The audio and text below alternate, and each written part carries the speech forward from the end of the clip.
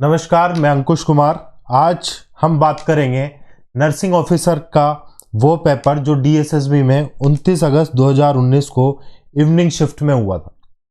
तो हमारा पहला क्वेश्चन है जो एग्जाम में आया था, Wilson disease is associated with.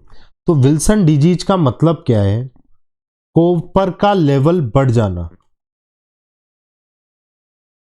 Increase copper level.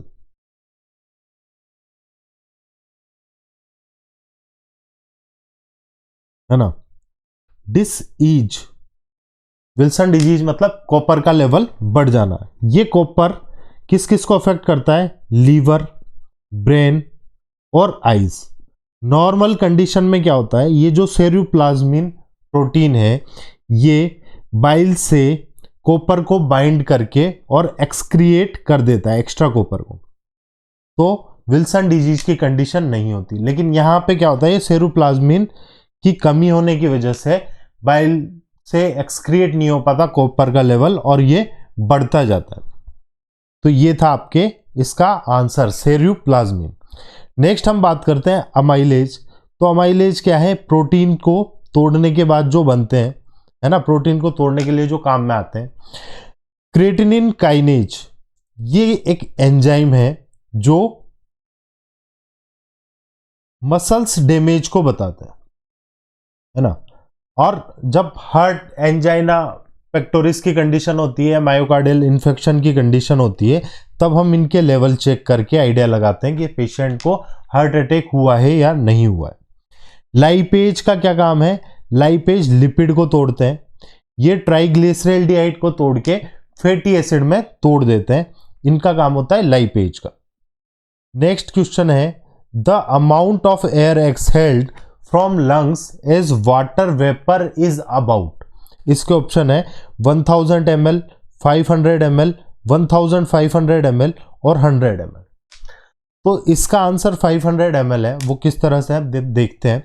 दो तरह की चीज होती है, एक तो इंजेक्शन होता है, इनटेक होता है, और एक आउटपुट होता है। तो इंजेक्शन कैसे करते हैं हम? इनटेक में अगर बात करें तो इंजेस्टेड लिक्विड, या यूं बात करो कि डायरेक्ट हम जो वाटर लेते हैं वो कितना ले लेते हैं? लगभग 1500 ml। और जो हमने इंजेस्टेड फूड लिया उससे हमें कितना फ्लूइड मिलता है? लगभग 800 ml। और उसके अलावा जो मेटाबॉलिज्म हुआ फूड का, उससे हमें 200 ml फ्लूइड मिलता है। तो ये टोटल हो गया आपके 2500 ml। इसी तरह से फ्लूइड का आउटपुट कैसे होता है? इनटेक आउटपुट भी चार्ट हमें मेंटेन करना होता है। तो आउटपुट किस तरह से होता है? जितना लगभग हम वाटर पीते हैं उतना ही किडनी एक्सक्रिएट कर देती है, लगभग 1500 ml। स्किन से अगर लॉस की बात करो तो इवापोरेशन, कंडक्शन, कन्वेक्शन सब मिला के 600 ml स्किन से रेडिएशन मिला के इतना बाहर निकल जाता है, वाटर का लॉस हो जाता है। अगर जीआई की बात करो तो लगभग 100 ml। जीआई से मतलब जब फीसेज जाते हैं तो उसके थ्रू भी थोड़ा बहुत वाटर हमारे बॉडी से आउट होता है, तो वो 100 ml लगभग होता है। और उसके अलावा एक लंग्स, जब हम इंस्पायरेशन और एक्सपायरेशन करते हैं तो भी फ्लूइड का लॉस होता है, और वो लगभग होता है 300 ml। तो अगर इनको भी हम टोटल करेंगे तो ये भी 2500 ml, मतलब लगभग इंजेक्शन जितना करते हैं उतना ही आउटपुट करते हैं, जितना इनटेक लेते हैं उतना ही आउटपुट करते हैं। तो हमने देखा लंग्स का यहाँ पे 300 ml है, और 300 ml के सबसे नियरेस्ट 500 ml था, तो हमें इसको टिक लगाया। नेक्स्ट क्वेश्चन है आपका, an eating disorder in which binge eating is followed by depression and guilt and self induced vomiting and purging is. अब देखो क्या होता है कि ये एक ईटिंग का डिसऑर्डर है। इसमें क्या कर रहा है, व्यक्ति बार बार खा रहा है, बार बार उसको भूख लग रही है या उसके दिमाग में बार बार उसके खाने की इच्छा हो रही है, और वो बार बार ज्यादा खा रहा है, और खाने के बाद उसको डिप्रेशन भी फील हो रहा है, गिल्ट भी फील हो रहा है कि यार मैं बहुत ज्यादा खा रहा हूं, और फिर उससे बचने के लिए वो वॉमिटिंग भी कर रहा है। तो इस तरह की कंडीशन को हम बोलते हैं बुलिमिया नर्वोसा, मतलब uncontrolled episode of over eating, इसको हम बोलते हैं बुलिमिया नर्वोसा। इसके अलावा एनोरेक्सिया नर्वोसा इसका अपोजिट है और इससे भी क्वेश्चन बहुत बार पूछा जाता है। इसका मतलब है extreme restrict of calorie intake. ज्यादातर आपने देखा होगा फीमेल क्लाइंट्स में होता है कि अब मैं वो कितना भी स्लिम ट्रिम होने के बाद भी उनको लगता है कि मैं मोटा हूं, मोटी हूं सॉरी, और वो क्या करते हैं अपने कैलोरी इंटेक को बिल्कुल रोक देते हैं और बिल्कुल सूख के काटा हो जाता है। डिस्फेजिया का मतलब डिफिकल्टी इन स्वेलोइंग, ये एक तो अलग ही टर्म है, ये कोई आपके मेंटली डिसऑर्डर नहीं है। और बिंज ईटिंग का मतलब तो मैंने आपको बता ही दिया कि बार बार खाना, है ना। पहले क्या होता था कि सुबह खाया, शाम को खाया, दिन में चाय पी ली, ऐसे नहीं है ना, दिन भर मुंह चलता रहता है, कुरकुरे चिप्स, कभी क्या कभी क्या, तो उसको बोलते हैं binge eating. PH is negative logarithm of the concentration of, तो हमें पता है कि पीएच क्या है, हाइड्रोजन आयन की नेगेटिव कंसंट्रेशन है, मतलब जितने हाइड्रोजन आयन बढ़ेंगे उतनी पीएच कम होगी, तो इसलिए क्या है नेगेटिव लोगारिथम। ये क्या है आपके एक पीएच का स्केल होता है, ये 7 मार्किंग है। अगर पीएच कम होगी तो यहाँ पे H प्लस आयन ज़्यादा है और पीएच कम होती है, इसको हम बोलते हैं एसिडिक मीडियम, है ना। और यहाँ पे पीएच बढ़ रही है और हाइड्रोजन के आयन कम हो रहे हैं, इसको बोलते हैं हम एल्केलाइन। इस तरह से हम बात करते हैं। नेक्स्ट क्वेश्चन है आपका identify the type of reinforcement that increase the possibility of response by presenting A pleasurable stimulus after a desired response. मतलब आपको जो कर रहे हैं उसके बाद आपको प्लेजर स्टिमुलस मिल रहा है, ठीक है, तो ये नेगेटिव रीइंफोर्समेंट तो हो ही नहीं सकता। पार्शियल रीइंफोर्समेंट तो शो ही नहीं हो रहा कि इसका कुछ मतलब हो सकता है। यह है पॉजिटिव रीइंफोर्समेंट, मतलब जैसे एक छोटा बच्चा है, हम उसको पॉजिटिव रीइंफोर्समेंट कर रहे हैं, बेटा आप ये कर सकते हो, और वो अगर उस चीज को करता है तो उसको प्लेजरेबल स्टिमुलस मिला और उसकी वजह से उसका जो रेस्पॉन्स है वो जो उसको पाना था वो भी मिल गया, ठीक। तो इस कंडीशन को हम बोलते हैं पॉजिटिव रीइंफोर्समेंट। आपने सुना होगा कि जो बड़े लोग बात करते हैं कि पहले मेरे पास कुछ भी नहीं था लेकिन लोगों ने गालियां दी और फिर उसको मैंने अपनी ढाल बनाई और फिर आज मैं इतना बड़ा आदमी बना, तो वो है नेगेटिव रीइंफोर्समेंट। किसी की बुराई, किसी की बुरी बातों से आपको अगर एनर्जी मिली काम करने के लिए तो वो नेगेटिव रीइंफोर्समेंट है। और पॉजिटिव रीइंफोर्समेंट है कि आपकी किसी ने बढ़ाई करके आपसे काम करवाया, तो पॉजिटिव रीइंफोर्समेंट कहलाता है। कंटिन्यूस रीइंफोर्समेंट तो कुछ होता ही नहीं, या ये मानो कि जिस चीज के लिए आप कंटिन्यू, आपको कोई चीज चाहिए और आप कंटिन्यू लगे हुए हो, तो कंटिन्यू रीइंफोर्समेंट है। नेक्स्ट आपका क्वेश्चन है sleep walking in medical term, जो नींद में चलना होता है उसको क्या बोलते हैं, तो उसको हम बोलते हैं, नाम से पता चल रहा है, सोमना एम्बुलिज्म। एम्बुलिज्म का मतलब ही एम्बुलेट होना है ना, तो नींद में चलना सोमना एम्बुलिज्म। इनसोम्निया का मतलब क्या है, नींद नहीं आना। सोमनोलेंट यह है state of drowsiness, state of drowsiness, या आप बोलो स्ट्रॉन्ग डिजायर टू स्लिप। सो तो नहीं रहे लेकिन लगभग सो ही रहे हो या सोने जा रहे हो, मतलब इस तरह की स्थिति है कि बस अब तो सोना ही है और कुछ नहीं कर सकते। हाइपरसोम्निया का मतलब बहुत ज्यादा सोना, ओवर स्लीपिंग, ठीक।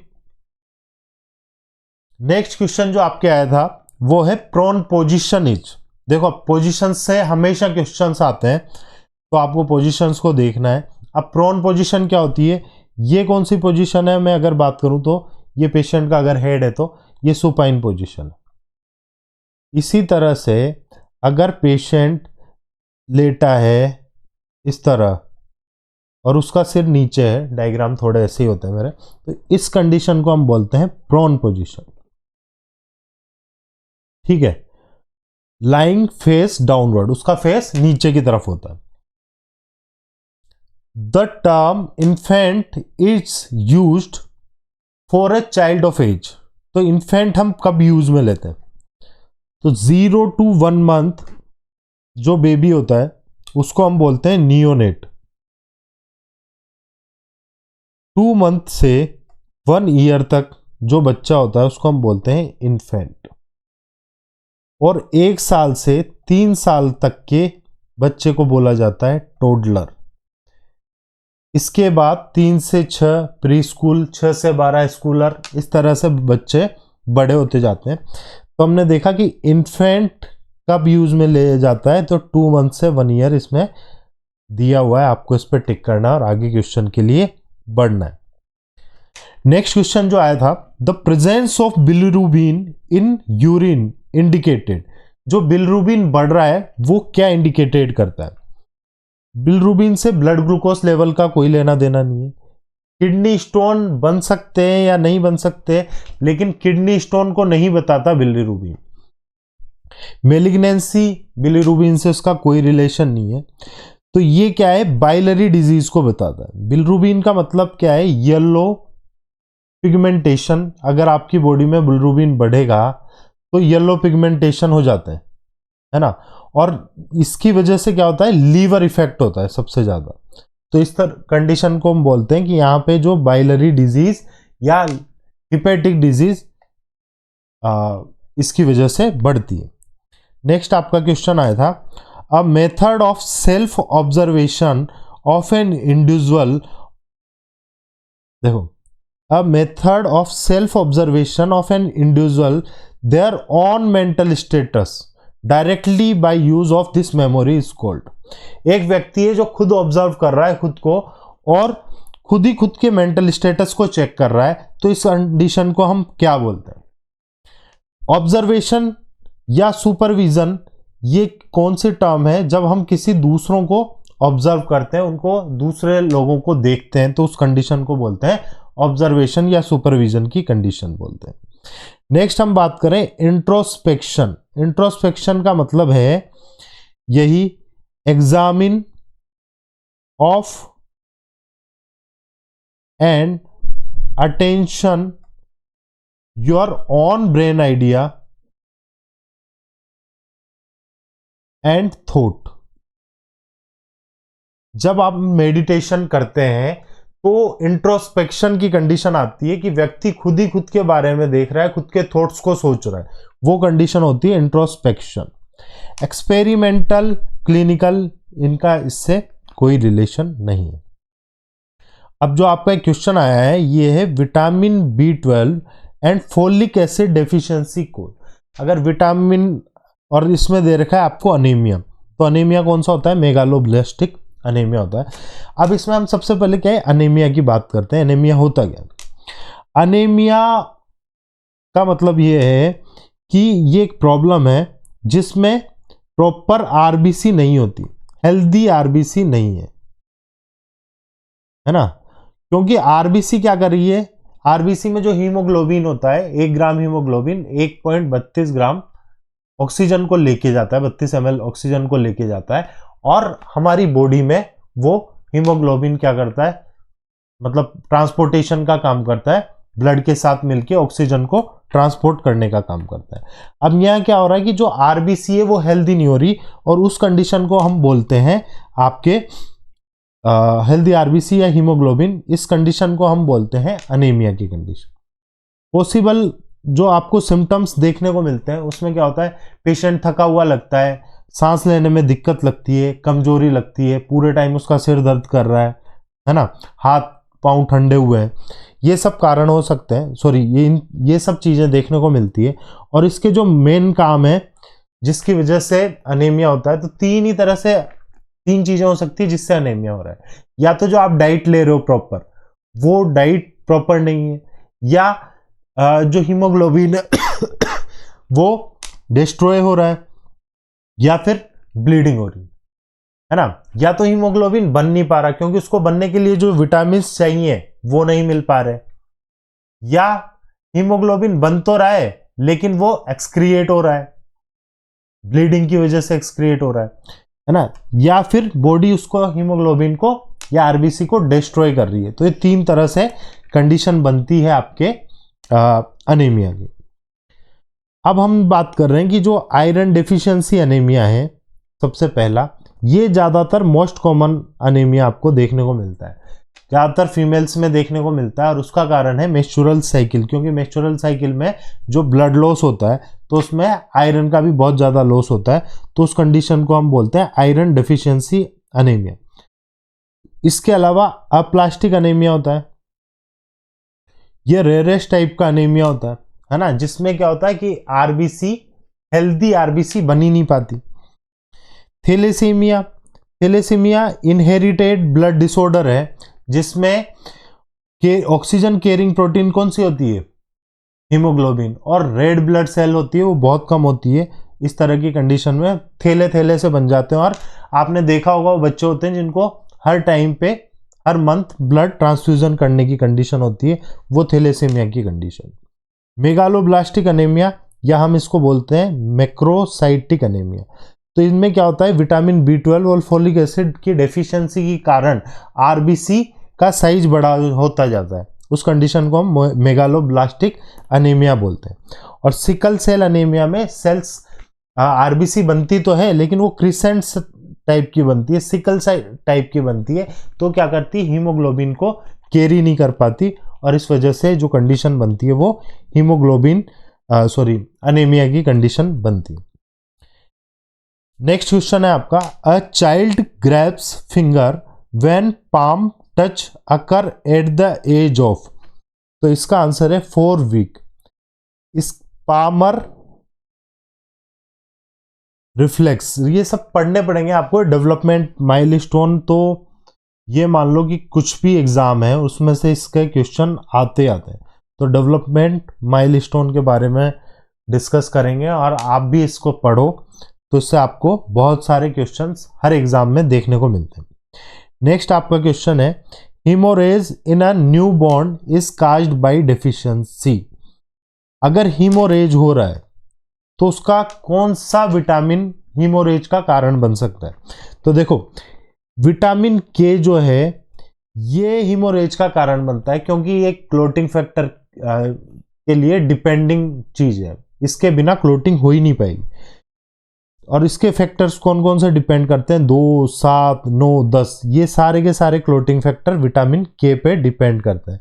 तो अगर विटामिन के की कमी है तो क्लोटिंग नहीं होगी, तो हीमोरेज का कारण ही क्या है, विटामिन के। ठीक है, और विटामिन के कब दिया जाता है, जब बेबी बर्थ होता है, बेबी का बर्थ होता है, तो विद इन 6 आवर बच्चे को विटामिन के का इंजेक्शन IM लगा दिया जाता है, ताकि उसमें इस तरह की कंडीशन नहीं हो। अगर विटामिन ए की बात करें तो विटामिन ए की कमी की वजह से आप देखते हो नाइट ब्लाइंडनेस, जीरोप्थेलेमिया है, या स्किन डिसऑर्डर, लिवर डिसऑर्डर, ये सब चीजें देखने को मिलती है विटामिन ए की वजह से। विटामिन ई की अगर हम बात करें तो विटामिन ई को हम टोकोफोरोल बोलते हैं, या इसको सेक्स हार्मोन भी बोलते हैं, सेक्स विटामिन भी बोलते हैं, क्योंकि ये क्या करता है, एंटीऑक्सीडेंट की तरह भी काम करता है, और ये टेस्टोस्टेरोन और स्पर्म के प्रोडक्शन को बढ़ाने के लिए भी इंपॉर्टेंट है। और विटामिन डी कैल्शियम के एब्जॉर्प्शन के लिए जरूरी होता है। तो इस तरह से अलग अलग विटामिन के अलग अलग काम है, लेकिन हीमोरेज का जो कारण है वो विटामिन के। नेक्स्ट क्वेश्चन की हम बात करते हैं, BMI is calculated by using the formula. तो BMI का फॉर्मूला क्या है, BMI equals to weight in kg, है ना, और हाइट इन मीटर स्क्वायर, ये BMI का फॉर्मूला है। ठीक, नेक्स्ट आपका क्वेश्चन है, system which provide support with a variety of joint that enable a wide range of movement, wide range of movement provide support. ठीक, तो अब ये किस तरह, कौन सा सिस्टम है, नर्वस सिस्टम? नहीं, ये सपोर्ट नहीं देता, ये हमारे पूरे शरीर को चलाने के लिए जरूरी होता है। स्केलेटन सिस्टम, स्पाइन और डिस्क क्या है, वो नर्वस सिस्टम के ही पार्ट है, और पेरिफेरल नर्वस सिस्टम भी नर्वस सिस्टम का पार्ट है। तो जो स्केलेटन है, जो बोन्स हैं, वो ही हमें क्या करती है, सपोर्ट देती है खड़ा होने के लिए और चलाने के लिए, एम्बुलेशन के लिए। जॉइंट्स जो होते हैं वो सब स्केलेटन के ही पार्ट होते हैं। Next, a bluish appearance of the skin and mucous membrane caused by inadequate oxygenation is called। तो इसको क्या बोलते हैं, इसको बोलते हैं साइनोसिस की कंडीशन। हाइपरकेपनिया क्या है, increase partial pressure of PaCO2।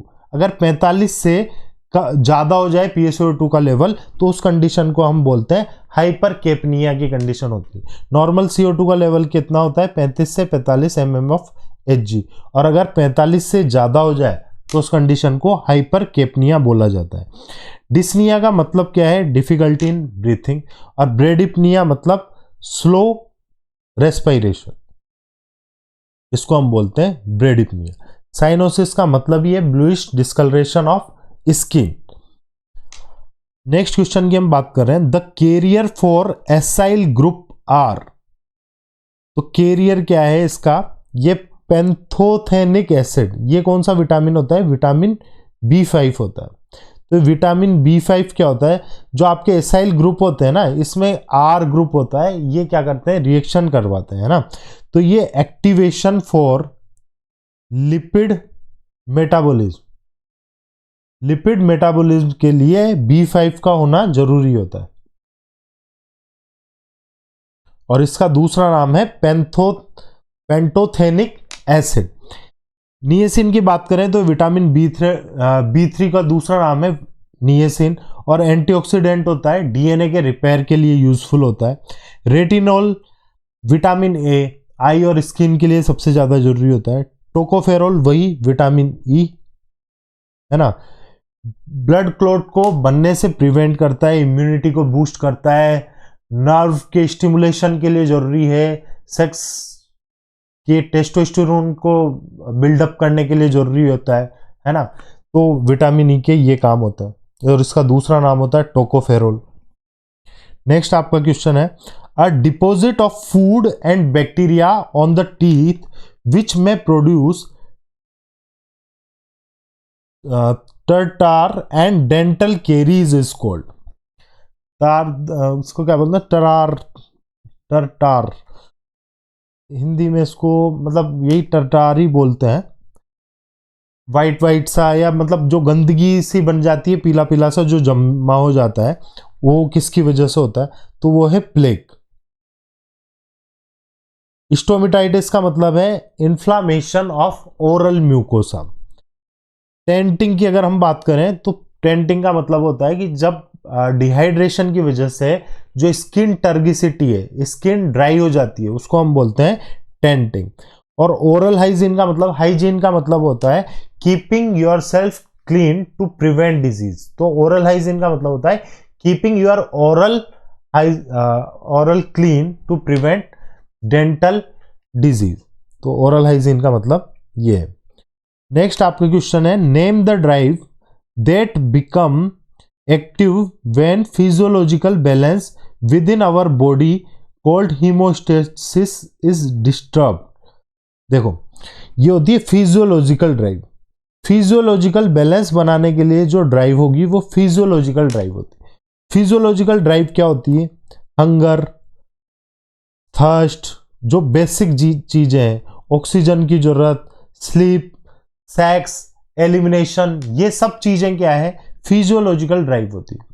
इनके अलावा अनकॉन्शियस ड्राइव क्या है, प्लेजर। आप व्यक्ति कॉन्शियस हो या अनकॉन्शियस रहे, जैसे जब कोई व्यक्ति सो रहा है या अनकॉन्शियस की कंडीशन में है, तब भी वो प्लेजर को नहीं छोड़ सकता। जो चीज उसको पसंद है वो उसके बारे में सोच रहा है, तो वो है अनकॉन्शियस प्लेजर हो गया। अगर पर्सनल ड्राइव की बात करें तो पर्सनल ड्राइव अलग अलग व्यक्ति में अलग अलग हो सकती है, उनका पर्टिकुलर कोई स्पेसिफिक गोल हो सकता है। किसी फुटबॉलर, कोई बच्चा है तो उसका गोल है कि मुझे सबसे अच्छा फुटबॉलर बनना है, तो ये उसकी पर्सनल ड्राइव है।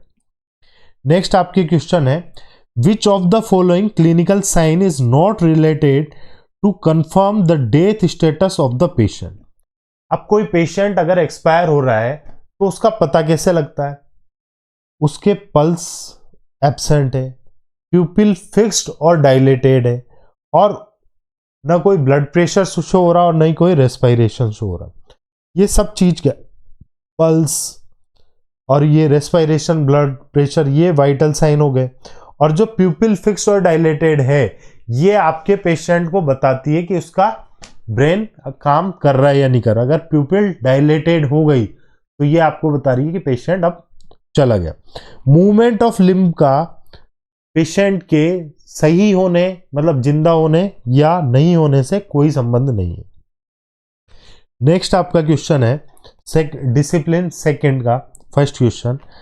This phase is so named because it is when the follicle in the ovary grow and form a mature egg. तो इस फेज को हम क्या बोलते हैं? इस फेज को बोलते हैं फॉलिकुलर फेज। ठीक है, देखो क्या होता है, सबसे पहले फॉलिकुलर फेज होती है, फिर मैच्योर ल्यूटियल फेज हुआ,